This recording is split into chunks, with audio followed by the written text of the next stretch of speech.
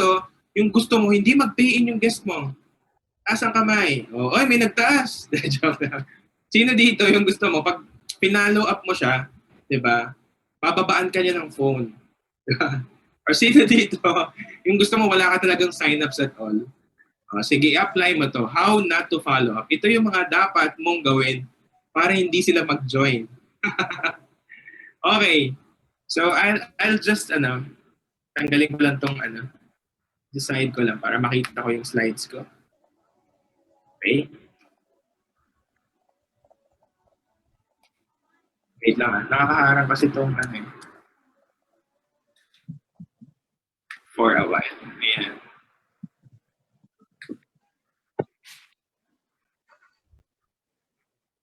Ayan.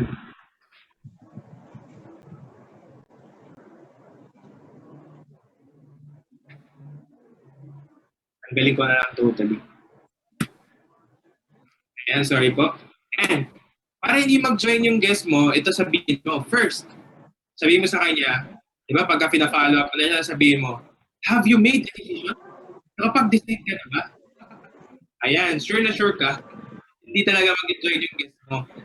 Okay, number 2, if you don't join today, you will be missing out a huge opportunity. Ayan. Pag ganyan yung mga linyahan nyo, guys, alam mo na, di ba? Hindi talaga mag-join yung guest mo. Okay, number 3, you follow up, tapos sabi mo sa kanya, better start today or you will be stuck in that job forever. So mag-start ka na ba o habang buhay ka na lang dyan sa trabaho mo? Di ba? Yung mga linyahan, mahirap ka na nga. Wala ka pang gustong gawin sa buhay mo, di ba? Mamatay ka mahirap. Number 4, I only have time for people who are serious about this. Do you want to change your life? Seryoso mo talaga na gusto mong mabago buhay mo? Ayan. Guys, garantisado yan, di ba? Hindi talaga mag-join yung guest mo. Ito pa, may mga pa-quotes ka pa. Di ba? Chinat mo siya, no? Pinalo up mo, sabi mo sa kanya, winners win, losers procrastinate. Which one are you? Alam mo na, di ba? Bablock ka na niya. And one of the last example, how not to follow up. Sabi dyan, you said you want to start a business. How come you are hesitating? Why don't you make a decision? Diba? So, garantisado yan, guys. Tama ba? Hindi talaga mag-join yung mga guests mo o yung mga follow-ups natin. Okay, so let's talk about the effective ways on how to follow up. So, ito talaga, ito yung mga, one of the best practices na pwede natin i-apply, diba? Para mag-start yung mga sign-up, yung mga follow-ups or prospects natin. Okay, so what's the goal ba of follow-up? Actually, it's really about exposure. Okay? Minsan kasi, ang akala nung iba, or ako din, di ba, when I was starting in Usana, akala ko yung goal ko lang was really kamustahin. Tama ba? Sa follow-up. Uy, kumusta? Nakapag-decide ka na ba? Akala ko ganun yung follow-up. Pero in reality pala, the goal is really exposure. To excite the client and close the sale. That's actually the goal. Tama. Siyempre, hindi ka naman nag-invite ng guest para lang bentahan mo ng products. Tama, hindi ka naman nagpe-present just to sell the products. Gusto mo talaga mag-join siya, tama, sa business mo. Okay? So, to further explain, okay, about follow-up, okay, so, sabi dito, the following up is staying in contact with someone so that they can get all of the information they need to make a decision. Actually, in yung totoong story, I started Usana after 10 days na mapresentan ako ni Coach Jen. Okay, so it took me 10 days of following up. So the tip is immediately after you get home, I always send text messages. Siyempre, hindi naman na ngayon personal nag-meet. So what I do after the Zoom meeting, so I leave out a thank you. Tama ba? Pagka hindi siya nag-join agad, uy, thank you for your time tapos kinabukasan ko siya i-follow up. Pero the moment na mag-reply siya sa'yo, tapos nakipag-plan out siya kung ano decision niya, di syempre, i-close mo na yung deal within that day. Pero, diba, if hindi naman, you just genuinely thank you for their time. Tama. Huwag ka kaagad masyadong, alam mo yun, hard selling. So just say thank you. And pwede mo naman din siyang i-follow up after that. Okay, so follow up. What is follow up? Follow up is doing what you said you would do. Okay, so syempre, sinabi mo sa kanya, i-follow up mo siya. Diba? So dapat i-follow up mo talaga siya. The only reason to have an exposure is to set up the next exposure. Ito, bigyan ko kayo ng magandang tip. After the presentation, di ba may mga makikita tayo na follow-up na they're really excited to join pero kagaya ko, wala talaga ako pang sign up. Okay, minsan, 'Di ba? The goal is not really to sell you sana, pero madalas the goal is to sell the next appointment. Tama? Ako pag nararamdaman ko na hindi pa talaga kaya as of the moment, kasi tinanong mo na, what's your objection? Sabi niya, wala talaga siyang pera. For the moment, kasi it's COVID season, may pera siya pero napadala niya sa parents niya sa probinsya. So there are valid reasons sa sinasabi niya. Pero alam mo rin na excited siya to join you sana. So ang ginagawa ko, sabi, sige ganito problem mo is capital. Okay lang ba, could we set a next appointment? Diba? So ang sinesell ko na is not really yung sana or yung mag-join siya kasi hindi niya pa kaya agad mag-on the spot. So I sell the next appointment. Okay, para yung pressure, tama ba, wala dun sa pag-join sa sana pero nandun lang siya sa next appointment. Tama, para mapapalikan mo pa siya. Kasi if you don't set up the next appointment right after the presentation, chances are hindi mo na siya ma-follow up. Kasi baka na-negative na siya ng family members or kung sino makasama niya sa bahay. Okay, and number 3, it takes an average of 4 to 6 exposures for the average person to join. Actually, yan din yung nangyari sa akin. Okay? Mamaya, ikukwento ko rin sa inyo. Pero it took me around 3 to 4 exposure, I guess. Kasi nung napresentan ako sa USANA, this what happened. I was really excited, sabi ni Coach Jenna. Sabi niya, Matt, mag-join ka na. Alam mo, parang ako really excited, pero magkano ba? That time kasi 40,000 yung sign-up. Shucks, grabe. Gusto ko mag-join, pero wala akong pera. Ayan. I was 23 years old back then. Ayun, totoo yung sinabi ni Coach Jenna, no? Diba? Dati walang pamasahe, tapos may sarili na sasakyan ngayon, diba? That's really true. Diba? Wala talaga ako when I started USANA. And, alam mo yun, parang kung ikaw yung nag-invite sa akin, parang tatamarin ka nang i-follow up ako. Kasi hindi pamasahe nga, nahihirapan ako eh. Tama, pag-join pa kaya. Pero never prejudge people. Diba? Mali mo siya na yung next director sa team mo. Tama. So it took me 10 days. The first follow-up na ginawa niya sa akin is doon sa Curacao. Actually, it's the second day. Mamaya, i-share ko sa inyo bakit second day, finalo up agad ako ni Coach Jenna. Pina-attend niya ako sa isang centering. So, ibig sabihin ng centering, guys, dito kasi, di ba, we meet ganito. It's sort of centering, kaso nga lang, dati, nagmi-meet sila sa isang place. So that time, it's in Santa Mesa. Pinapunta niya ako doon, sabi niya, Matt, may good news ako sa'yo. Sabi niya, di ba problem mo kapital? Sabi ko, oo, wala pa rin akong mahiraman, ganyan. Eh, good news ako sa'yo, punta ka doon, nandun yung mga team natin. Eh, ang galing ni Coach Jen ng mag-follow up. Grabe, alam mo ba, wala siya doon sa meeting na yun, pero napapunta niya ako. Sabi niya kasi sa akin, may good news. So pagpunta ko ganyan, wala si Coach Jenna, so nahihiya talaga ako. So you know what happened? This is the first exposure. May isa nagkwento dahil sa mga ka-team natin. Sabi niya, alam mo ba Matt, when I started USANA, wala naman talaga akong kapital, nanghiram lang din ako. So alam mo yun, my first exposure was really exciting. Why?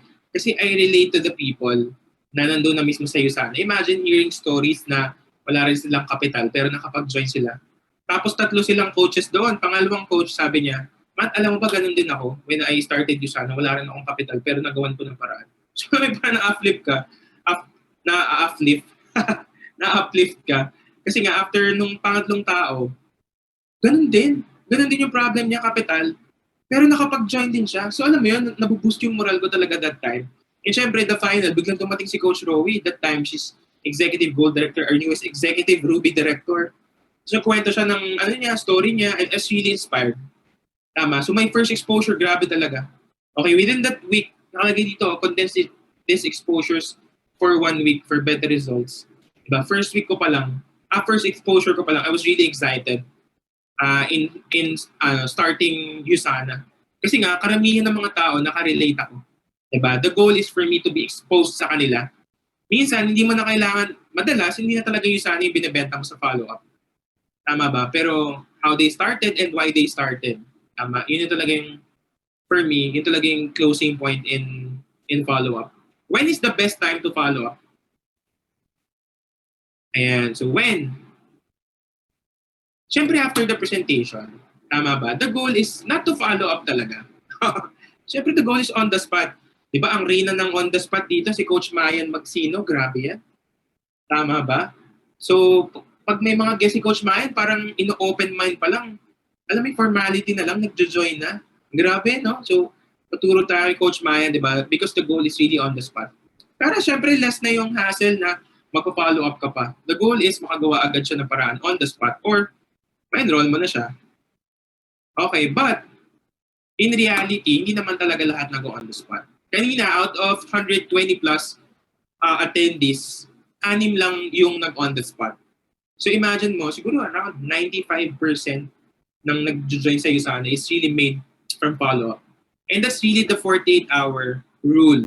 Tama. Kasi nga, based on research, after the 48 hours, nagde-decline na talaga yung excitement ng tao na mag-start. So the goal is, within that 48 hours or 2 days, na follow-up mo na siya. So that's my first exposure actually. Doon ako pinapunta ni Coach Jenna sa Ursaw. Okay? Para i-expose ako doon sa mga coaches, tama, to hear their story kasi the goal of follow-up is exposure. In our case, in our scenario here in the online setting, the goal is for them na maka-attend din ng mga training sa iyo sana. Maybe it's a Monday training, tama. Siyempre, mag-basic training, tama. Kasi nandun yung follow-up, di ba? How to, o baka dito, di ba? Baka may umattend dito ng hindi pa member. So, pina-follow up na kita. Okay. Ayan. And last, ito, yung sinasabi nating good news approach. Ito yung sinabi sa akin ni Coach Jenna. Because I couldn't decide yet. Why? Kasi wala naman talaga akong kapital. Diba? Yun yung sinabi niya sa akin, I have a good news, diba? Okay, that's the 48-hour rule. Okay? The goal is on the spot, but at the end of the day, if hindi man sila mag-join on the spot, which is yun yung karamihan ng majority talaga yun ng nag-join sa iyo sana, hindi talaga on the spot. Diba? You follow them up. Okay, why? Kasi the goal is to skyrocket their motivation or emotion in joining you sana. Alam nyo ba, after that talk, dun sa centering na yun, sobrang nanggigil talaga akong gumawa ng paraan. Why? Kasi I related to them. I became exposed to their environment. Sabi ko, shucks, mag-join talaga ako sa iyo sana. It's not really because maganda yung sana, pero nang-inspire ako sa story ng mga tao.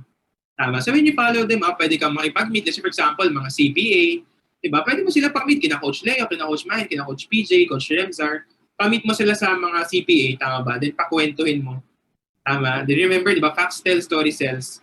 And kagaya na nangyari sa akin, I was really motivated to, alam mo yun, to find capital because nakarelate ako sa kanila. Na-expose ako. So, my emotion skyrocketed. The next, yun nga, pwede mo silang pa-attend ng Monday trainings if they're willing to train. Sabi sa akin ni Coach Jenna, sabi niya, Matt, attend ka, may free training tayo. Kasi after the 2 days, hindi pa rin ako nakapag-join. Okay? Naggumawa pa rin ako ng paraan, hindi pa rin ako nakapag-join. So the following Monday, pina-attend ako ni Coach Jenna ng training. That's in AIM, kay Asian Institute of Management. Tapos wala talaga akong pera that time, di ba? Pero social yung suot ko, naka-long sleeves, naka-tuck yung long sleeves ko. Tapos umattend ako ng training. That time, nagtutok si Mentor Tina Rodil. Right now, she's our Executive Emerald Director. That time, our Ruby Director. And then nag-share siya. Alam niyo guys, nung nagtutok siya, ano pala siya? Parang bank examiner ng Bangko Sentral ng Pilipinas. And if I'm not mistaken, she's earning 6 digits or more than in a monthly basis. So alam mo yun, ako ito na hindi ako member. Tapos naririnig ko yung story niya, nakakaiyak talaga. Tapos umiiyak kasi siya. So parang naiyak din ako. I was really moved by her story. Alam mo, mindset ko that time, nung after the training, sabi ko, grabe, no? Itong mga tao na to, successful na, and yet, they're doing Usana pa din. Tama? Tapos kinuwento na nila sina Lincoln Lim, the owner of Toyota. Tama? So parang ako, sino ba naman ako, di ba, nahampas lupa? Ganyan drama. Sabihin, sino ba naman ako? I'm just a nutritionist. I'm just 23 years old. Kung sila nga successful na ginawa pa nila tong Usana, how much more ako? Ako pa kaya? Tama. So, ibig sabihin, imagine mo, hindi naman na ikaw yung nag-follow up doon. Pero, tama, napajoin pa rin ako is really because of other people's success stories. Tama. So, ang ganda talaga ng mga story, mga kinukwento ng mga coaches natin. Diba? It's really an effective way to follow people up. Kasi it's not hard sell. Tama. Kasi naturally or automatically, you realize the things na sila nga successful na, nag-iisana pa din. Tama ba? How much more kaya ako? Talaga sure ako na dapat gawin ko rin talaga yung Usana. Ang galing, no? Na automatically you get follow-up. Diba? Sa sarili mo na rin. And a few examples, ito ginagamit to mga coaches natin. Ito pwede mo rin to sabihin, no? Automatic follow-up. Ito after the presentation when you're closing the presentation, tapos di talaga siya makapag-join. Diba? Ito, you could use the alarm clock. So, ano ba yan? So, ito yung iiwan ko sa yung message. Mga ganyan, bawa sa'yo mo. Ito, Leo, yung iiwan ko sa yung message. Every time, diba, nagigising ka at tumunog yung alarm clock mo, diba, isipin mo yung Yusana. Mga ganyan, diba? Diba? Hanggang kailan mo, diba? Hanggang kailan ka gusto mag-snooze every single day, tama ba? Hanggang kailan mo naiisip, diba, na mag-a-alarm clock ka. Why? Kasi alarm clock, nakaka-visit yung alarm clock, guys. Tama ba? And, alam mo yon, kinakabit mo siya sa term ng Usana. Why? Bakit siya naging automatic follow? Kasi every time na nag-a-alarm yung clock, naiisip niya yung Usana. Kasi every time na mag-a-alarm yan, friend, tama ba? Meaning, di ba, there's another way, di ba? Or there's a chance. Tama, na para makaalis ka dyan sa alarm clock na yan. Tama ba? Parating yung time. Di ba? Hindi mo na kailangan mag-snooze. Kasi you have all the time. Di ba? It's ng buhay mo. So every time natutunog yung alarm clock niya, di ba? Ang tunog ng alarm clock niya ganito, "We are Yusana." So wali ulit yan, guys. Paki-delete na lang po sa recording. So ibig sabihin, guys, every time nagigising siya, it's an automatic follow-up na, sabi ni Matt, may way daw para makaalis. Lagi siya nag-a-alarm clock. Grabe, lagi niya naaalala. Sana na lang kaya ako, di ba? MRT, jeep, and tricycle. Ito, guys, pag ito ginamit mong follow-up sa akin, grabe, mag-join talaga ako. Kasi ito yung mga daily commute ko eh. MRT, grabe, siksikan, jeep, ang init-init, tricycle, diba, ang hassle-hassle, ang sikip, tama ba? So, ikaw, friend, di ba, hanggang kailan mo gusto na mag-commute ka, tama ba, na mag-jeep, friend, every time sakay ka ng MRT, jeep, saka tricycle, friend, lagi mong isipin tong ino-offer ko sa yung opportunity. Kasi one day, friend, hindi na tayo sasakay sa mga yan. One day, sasakay ka na sa Montero Sport 2020. Tama ba? Sabihin, darating yung time, hindi na natin kailangan gawin yung mga bagay na. And even yung pag-upo sa cubicle, tama, friend, workmate mo yan, di ba? Hanggang kailan tayo mag-work sa mga cubicles na to? Di ba parang nalilimit yung mga potentials natin? Di ba? Hanggang kailan? So every time na uupo siya sa cubicle, parang yun sana, nalaalala niya, di ba?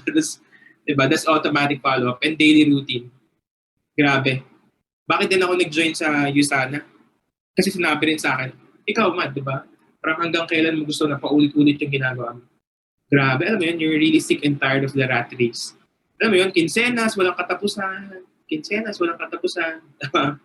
It's just a rat race na naalala ko nung nag-work pa ako. Pumapasok ko 6 a.m., umuwi ako around 6 to 7 p.m. Tapos sumasahod ka lang around 11,000 pesos on a monthly basis. Napagod ka, napuyat ka. Tama, hanggang kailan mo gustong mabuhay ng ganun. Right? So, anyway, grabe, no? Ako talaga, ang pinaka gusto ko talaga, hawak ko talaga yung time ko, tapos ine-enjoy ko siya. Diba? Kung ano yung gusto kong gawin for that day, gagawin ko. Kasi, I don't want a daily routine for the rest of my life.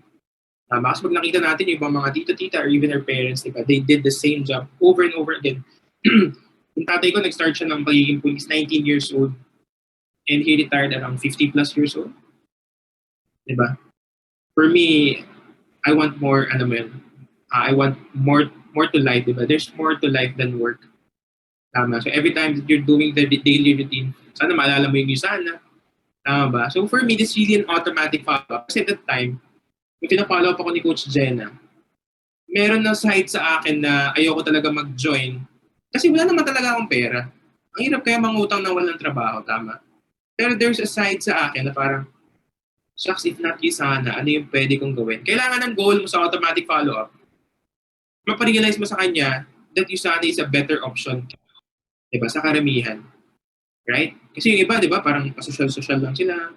I'm into stocks, mga ganyan, I'm into investments. Diba? Tapos nung kinlosing mo, anong palang pera? Ganyan, no? Diba? Pakita mo diba that there's really a better option in you sana. Okay? So, ito yung pinakamahirap probably for me na natutunan ko rin. But listen first, the goal of follow-up is not really about, sinabi ko yung mga yon automatic follow-up. Pero when you're following up, tama ba? Ito yung for me, yung pinaka-effective, isa sa pinaka-effective na follow-up is really feel, felt, found. Kailangan, mas marami siyang sinasabi. When you're following up, ang mindset kasi natin, tayo yung maraming ini-impose sa kanya. Diba? Parang sobrang galing mo na, this may realization for that. Bagsak na ganito, realization, after realization. Pero hindi mo naman kasi siya pinakinggan. Tama? Alam niyo yung kasabihan na yun, di ba? Parang, people don't care how much you know until they know how much you care. Tama. Ako, when I do follow up, pinapakinggan ko lang talaga minsan yung rant niya. Tama, hinahayaan ko lang siya. Kasi I want to be on their shoes. Tama ba? Pag when I'm following up, pag sinabi niya, grabe, hirap na hirap na talaga magtrabaho. Kahit may sakit ka, gusto ka nilang papasukin. Kahit may COVID, pasok pa din. And the bad thing is, nababawasan pa yung income ko. Kasi nga daw, mas maliit yung kinikita ng company. So, kwento na siya ng kwento, di ba? Up until, di ba? Pero kaming ganun, no? Finalo up lang namin. Grabe ang kwento niya. It took 3 hours, di ba? Depende naman, no? Pero so far, it's the longest. Ako nga, ganito, ganyan. Ito yung buhay ko, di ba? Nakipag-date ako online dating, ganyan. Kasi ano siya eh, single siya, pero may edad na siya. So, more online dating daw, nakipag-date siya sa mga foreigner, ganyan. Tapos ano ba, after that, after niya magkwento, pagkahaba-haba, sabi niya, magkano ba? Sabi niya, oh, ito na yung pera ko. Tama ba?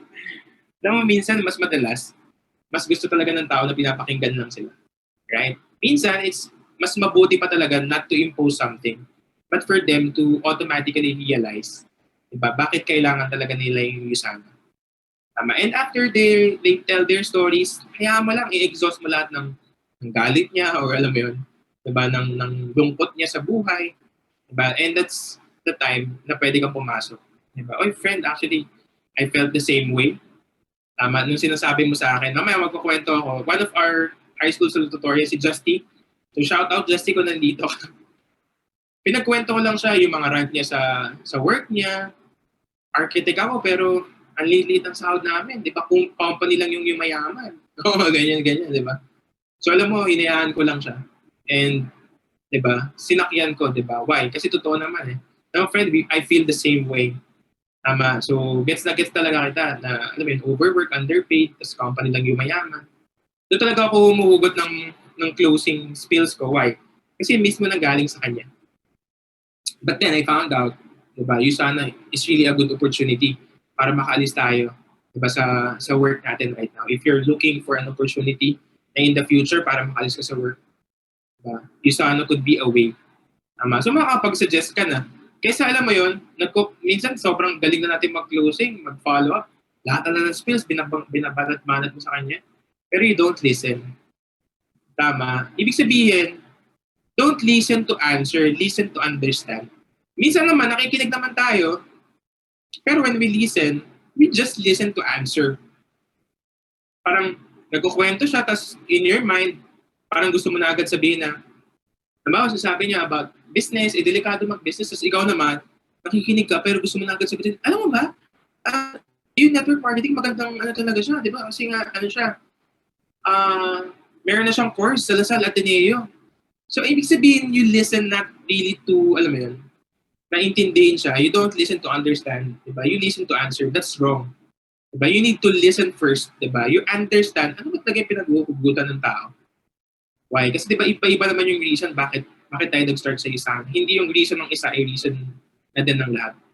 And when you found out about, alam mo yun, sa buhay-buhay nila, that's the time na pwede mo na talaga siyang i-follow up and i-close yung deal. So, try nyo to guys. It's very effective.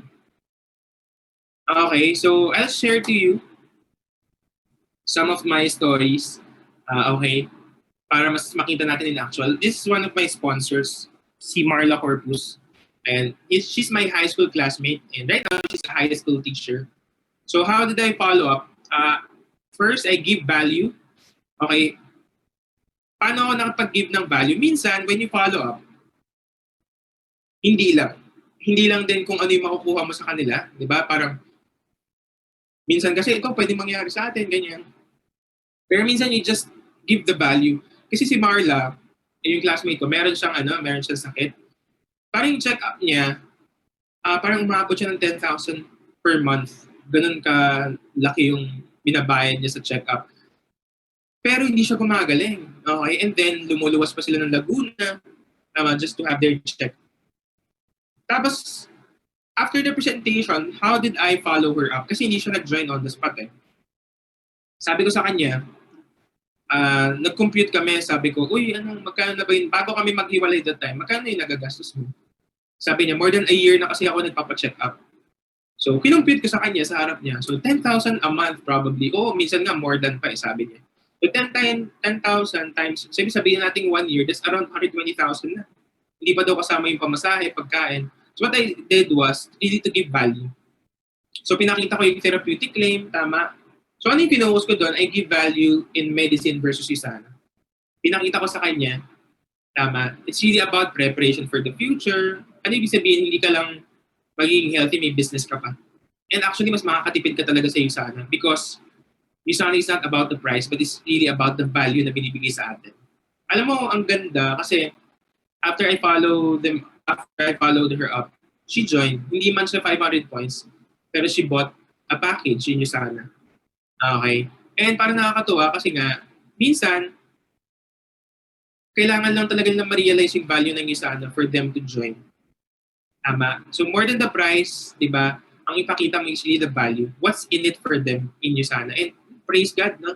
Right now, hindi na siya nagpapacheck up on a monthly basis. Kasi unti-unti nang gumagaling yung, sakit niya. Right? Second, this is Rose Margaret Kalaykay. Actually, her churchmate. Business administration graduate and taga Samsung Samsung accounting department. So how did I follow her up? It's a good news. After the presentation, as in, zero talaga. So, nakarelate ako sa kanya kasi zero din talaga ako na time. Pero, hard work. Diba, what happened was, saktong-sakto lang yung income niya. And the sad part is, na-stroke yung tatay niya, Tito Ruben, churchmate namin. And yun na nga, may mga ganun ba dito? Saktong-sakto lang yung sahod mo, tapos, nagkasakit pa yung family member, kailangan mo pang madala on a monthly basis. Tama. So, what I did to follow her up, wala talaga siyang pan-join eh.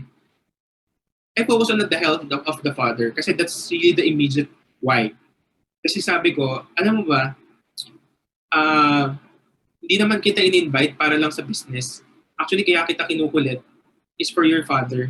Kasi di ba I've heard about Tito Ruben, nagkaroon siya ng sakit. Kaya actually, hindi naman kita gusto mag-join not only for the business but really for your father. So I focus on that. Tama. As in talaga, hindi naman kita para sa'yo, pero para kay Tito talaga. Para hindi na siya mag-take ng mga maintenance drugs, di ba? In the future. Ayan. And then, yun, good news, di ba? Yung sinabi ko para ma-follow up ko siya, I have a good news. Sinabi ko yung smart positioning, sino yung mga pwede niya maunahan, tama ba? What's in it for her, and go out of the rat race. Kasi when I'm talking to her, grabe, parang, alam mo yun, it's like a dead-end job. Alam mo yun, parang yun na yun. Parang nararamdaman ko sa kanya that time na gusto niya na makaalis dun sa work din yan. And, syempre, consistent communication. Parang dun sa week na yun, grabe yung follow-up namin. Talagang everyday, nag-update kami. Magkano yung nakuha niya. Minsan nga, everyday, naka 5,000 na ako, Matt. Ganyan. Tapos ito nakakatawa, no? Alam bago siya nakapag-join, nagbenta siya ng baka. Alam mo yun? Di ba yung pinapalaking baka yung family nila? So, binenta niya yung baka. Tama. Tapos naka-join siya sa Usana. Tapos yung sister niya nakapag-join na din. Nagbenta naman ng mga baboy. So alam mo yun, next time yung farm na, di ba, para buong family. Pero anong point? Because nakuha mo talaga yung pinaka-gusto niya. Diba? Alam mo ba, hindi naman mahalaga kung ano kasi yung gusto mo sa Usana. Don't impose to them kung ano yung gusto mo. Tama, impose to them kung ano yung gusto nila. Tama, kasi pag yun yung na-focus nyo, diba, automatically, sila na mismo yung mag-join at gagawa ng paraan. Kasi ang nasusunod hindi yung gusto mo, pero yung gusto na nila. Tama? Kasi magkaiba naman talaga tayo ng gusto. And ito, si Justy, our high school salutatorian. She's an architect right now. Okay, tagal ko nitong in-invite, guys. Kasi when I started Usana, nung high school kasi medyo bulak-bulak ako. Ako yung nagka-cutting tapos umiinom. Ganun, tapos puro Dota. Ako yung nangungopia kay na Justy. Kaya ako nakapasa ng high school. Proud ako kasi nangopia ako kay Justy. So, ini-invite ko siya sa Usana when I was running for PBPS. Hindi siya magpa-invite kasi nga, parang feeling niya, si Matt nagbi-business. Parang ganon. Right? And then, it took me around 3 years na present at more, 2.5 years na-invite ko si Justy. Siyempre, kinakabahan ako kasi meeting pa lang namin, sabi niya, Matt, Yusana ba yan? Sabi ko, oo, meet na tayo kasi alam niya nag-Yusana ako eh. Sabi niya, sige Matt, meet na lang tayo kasi nahihiya daw siya. Na-Indian niya ako for our meeting dati. Say, sige Matt, pero 30 minutes lang at tapos kailangan ko nang umuwi. Grabe, ganun ano. Tapos hindi talaga ako mag-join. Sabi niya ganun. So, nung pinresentan ko na siya, ang kinukwento niya, siya yung nag-share about, nag-work kasi siya sa, kay Manny Villar, yung mga building, di ba? Sipag at syaga. Diba? Pero sabi niya, ano mo ba, grabe yung company lang namin yung yumayaman. Pero grabe daw yung hard work nila. So, alam mo yung pound on that? Agree ako, tama. Actually, I feel the same way, Justin. Diba? Ako nag-work ako sa Anmo, grabe 5 million yung sales ng company, pero 16,000 na yung bumabalik sa akin. Okay, gets na gets kita. Diba? Kaya bagay na bagay talaga itong sa'yo yung isa. And syempre, you've heard about giving back to parents, so I focus more of that. Kasi yung mom niya is a housewife and then yung dad niya is Japanese, which is retired na rin naman sa work. They really want to give back to parents. During our conversation, as I listened to her, it's more of giving back to parents. Kasi di ba parang karamihan naman sa atin na gusto talaga natin makapag-give back sa parents. Pero dahil, alam mo yun, saktong-sakto lang din talaga yung kinikita natin. Tama, hindi talaga tayo makapag-give back. So I pounded that. Darating yung time na she wants a car for her father. Tama, makakabili ka rin yan for your father. And fear of getting left behind. So ito yung technique ko, guys. And I follow up. I'm building a team. Karamihan kasi ng high school namin, siguro yung top 10 sa high school. Siguro mga 5 doon sa top 10. Wala naman kasi ako sa top, di ba? Under ko na sa team ko, di ba? Hindi mo kailangan maging matalino, di ba? Kailangan lang naka-smart positioning ka. So, I always say this, the fear of getting left behind. Alam mo ba, Justin, kami ni Nakim, member na kami sa iyo sana. Tapos si Seth, member na rin. Yung mga classmate namin, pinagsasabi ko talaga lahat.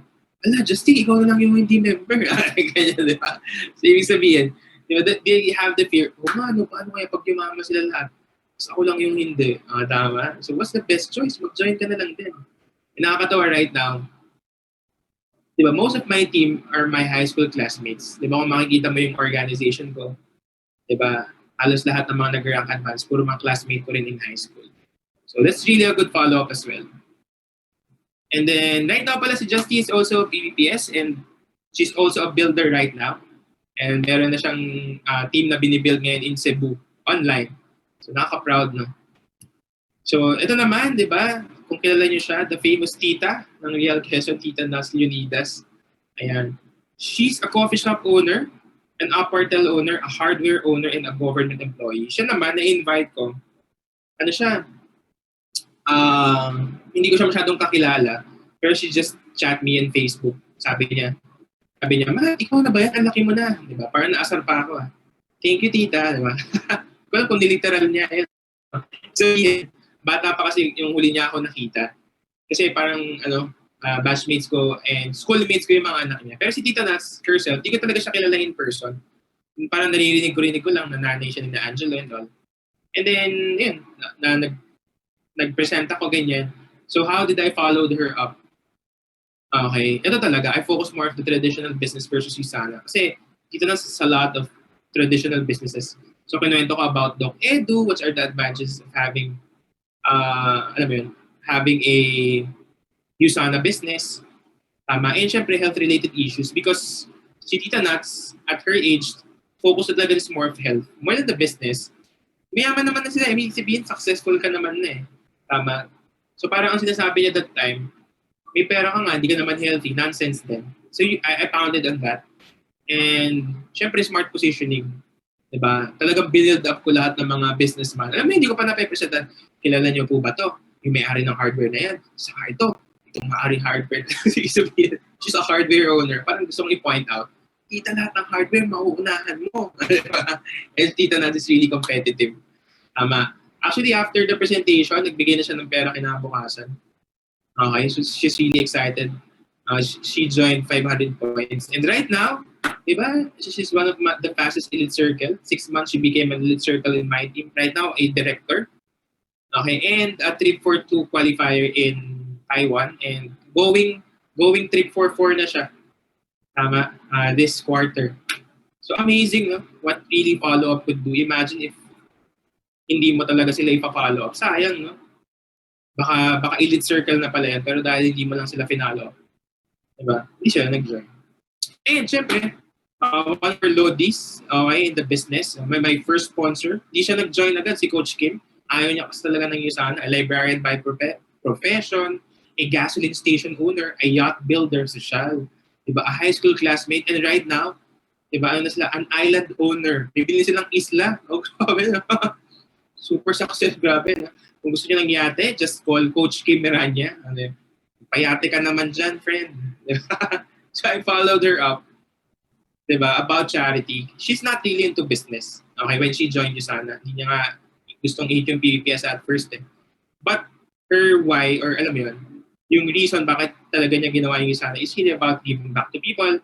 Tama, she's really compassionate. She likes helping kids. She wants to have her a library foundation. Sobrang mahal niya yung parents niya. Why? Kasi when she joined, para talaga sa parents niya, yung mga products. And yun, to create her own library foundation. So I focus more, not really on the benefit of the business, but I focus more, what are the results, tama, ano yung mga magagawa niya pagka nag-start siya ng USANA. Tama. It's not really about USANA itself, pero ano yung mga benefit, diba? What's in it for her pag nag-start siya sa USANA? And alam mo, nag-join siya. True enough. And right now, she's a gold director.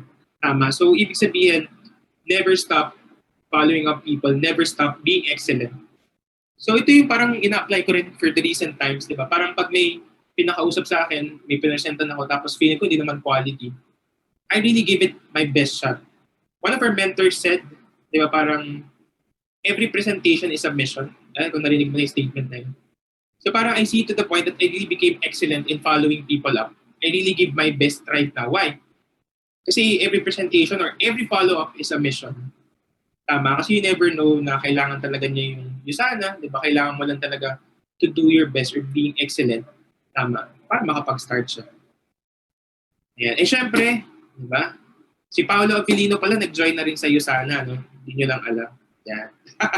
So ako, diba, how did I was follow up? So binild up yung training. So I attended a training by Tina Redil. Meeting, diba, kinuwento ko sa inyo kanina, the team for exposure. And lastly, grabe tong follow up ni Coach Jenna na to. Siguro it's my 7th or 8th day na pina-follow up niya ako. Sabi niya, join ka na! Kasi attend akong training, really excited. Sabi niya, alam mo ba, kung kaming Batangas, yung presenta namin, may ari ng asyenda. Lahat ng taga Batangas, mauunahan mo na. Grabe excited ni Coach niya. Hala, kung Batangas, mauunahan ko na. Yung excited na gano'n. Sabi ko, shucks, join na talaga ako kasi buong Batangas mauunahan ko. Kasi energy is really contagious. So one tip, diba, when you're following up, you should really be excited. Tama, why? Paano ka magiging excited? Because you see a vision on those people. Ba? You see a future na sila magiging successful din yun sana. You know, bakit di sila nag-join or bakit ang hirap nilang i-follow up? Kasi mismo ikaw, when you invited them, wala ka namang vision eh. Ibig sabihin, wala ka nakikitang potential dun sa tao. Tama. Alam mo, one of the follow-up, sabi sa akin din ni Coach Rowie, Matt, we need you. We need people like you. Because you're a leader. Sabi niya ganun sa akin. Siyempre ako competitive. Oh, leader daw ako. Tama. Minsan, when you follow up, you need to encourage. Madalas, you just need to encourage the people. Lalo na pag mga introvert. Tama. Feeling nila, hindi nila kaya nyo sana. You just lift them up. Tama. Hindi naman kita friend i-invite dito if I don't see a potential in you. Kaya talagang everyday kinukulit ka na. Tama. So parang gano'n. Sabi ko nga, no, you just need to unleash their potential or sabihin mo yung mga potential. What are the reason bakit siya yung na-invite mo? It's really effective. Kasi minsan, or madalas, hindi sila nag-join kasi hindi naman nila alam yung reason ba't sila yung in-invite mo. Kasi mo ba yan? Para if you're, alam mo yan, in-invite mo, bakit ako? Ba't ako yung in-invite mo? Minsan ganun yung tanong or madalas yun yung tanong na sa isip nila. Pero alam mo, pag nasagot mo yan, bakit sila yung na-invite mo? Tama, yung mga sinabi ko follow-up. Na mga tips, di ba? Mataas, chances are, gagawa talaga sila ng paraan. So, ayun. It's actually about it. In summary, di ba, remember to build rapport continuously. Ako, I don't burn bridges. After the presentation, pinalo up ko sila. Di ba, nakailang follow-up ako. Di ba? Basta, ito tip sa inyo. Up until kailan ko sila i-follow up, coach? Ako, ang mindset ko hanggang nagre-reply. Tama, kasi hanggang nagre-reply yan, ibig sabihin, hanggang di niya ako binablock, pa-follow up ko yan. Diba? Pero I don't waste my time na doon na lang ako nakafocus. Pag naka-join ko to, yayaman na ako. Hindi ganong mindset. I just give around 3 to 5 minutes, kakamustahin ko ulit siya. And then, habang gumagawa siya ng paraan. Okay, so I build rapport continuously. Kasi darating yung time, pwede mo silang mabalikan talaga. Diba? If you're running for a goal, tama, maybe timing na nila, makakapag-join sila. Set up an appointment before parting ways. Before ending the Zoom meeting, set mo na agad. Sabi mo, friend, I really understand, diba, after the closing na wala ka pa talagang capital. Okay lang, friend, meet ulit tayo tomorrow kasi we have a training. This is, diba, i-build up mo na yung training, diba? I-build up the next appointment diba? Para ma-expose mo ulit siya. Give value, update, and ask for a favor. Good news, kagaya ng mga sinasabi ko kanina, diba, na, diba, problem mo kapital. Actually, friend, may talk about financial literacy tomorrow, diba? Kung sinong speaker man yun, so i-build up mo na. And then, syempre, you always remember the 48-hour rule. The goal is on the spot, pero hindi kadalasan nag on the spot. So, within the 2 days, you just be creative. Diba? Paano mo siya follow up. And create urgency. So, how to create it? Diba? Set a deadline. Halimbawa, Thursday ngayon or Friday ngayon. Friend, alam kong urgent. Diba? And alam ko naman na rush. Pero friend, tomorrow yung cut-off and I'm really excited. Ang dami ko nakausap, friend. Si ganito from Batangas. Lagi sa Batangas. Diba? Nakausap ko siya, friend, mag-start na. So you build up also yung mga market na pwede niya maunahan. It really creates urgency.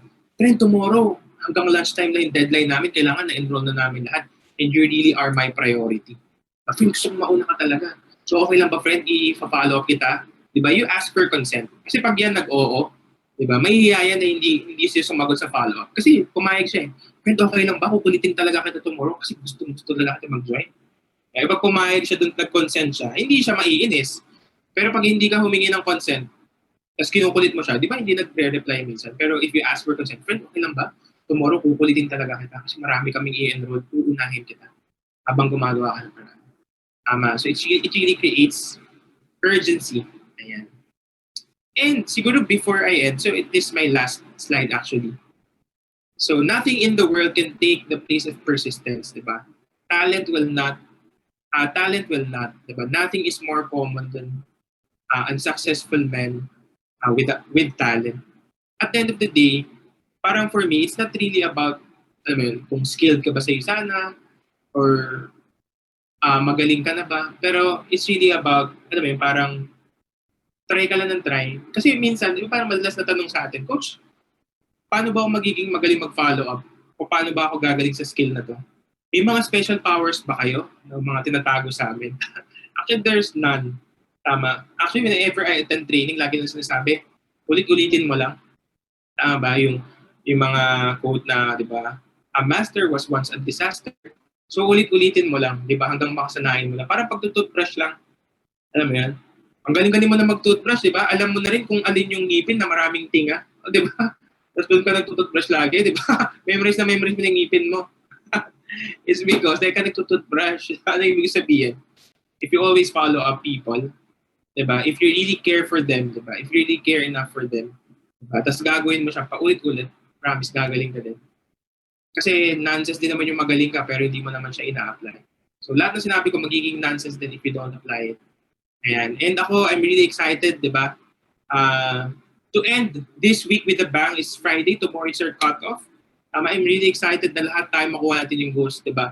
So, diba, cut-off is follow-up date, diba, tomorrow. So, I hope and pray lahat ng napresenta natin, diba, iset natin ng appointment and i-pay in natin sila tomorrow, diba, panggigilan na sila, diba, because, alam mo yun, for me right now, there is no better opportunity than you sana. Who could give you health, finance, and time freedom, diba, all at the same time. So, people need us, diba, so dapat, but people need us more than we need them. Tama? So, kailangan i-share natin sa kanila yung sana. And with that, I think my time is done. Okay, I hope I added value to you. Okay, I hope I shared something. So, I think that's in it for me. So, I'm happy to share.